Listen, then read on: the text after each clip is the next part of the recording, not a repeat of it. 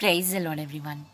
జీవపు ఊటలలోని ఈరోజు జీవవాక్కు తీతుకు రాసిన పత్రిక 3వ అధ్యాయం 6-7 వచనాలు. మనమాయన కృప వలన నీతిమంతులమని తీర్చిబడి నిత్య జీవమును గూర్చిన నిరీక్షణను బట్టి దానికి వారసులమగుటకై ఆ పరిశుద్ధాత్మను మన రక్షకుడైన యేసు క్రీస్తు ద్వారా ఆయన మన మీద సమృద్ధిగా కృమ్మరించెను. ప్రభు యొక్క మిక్కుటమైన కృపకు పాత్రులవ్వాలని అందరూ కోరుకుంటాము. నిత్యరాజ్యంలో ప్రభుతో సదా జీవించాలని నిరీక్షిస్తాము. అయితే పరిశుద్ధాత్ముని కుమ్మరింపు ద్వారా మాత్రమే మనకు అట్టి కృప దొరుకుతుంది, నిరీక్షణ కలుగుతుంది అని గ్రహించి యేసుని ఆత్మను పొందుకొనుటకు ఆపేక్షిద్దాం. అడుగు ప్రతివారికి ధారాళమైన ఆత్మను అనుగ్రహిస్తాడు మన ప్రభువు.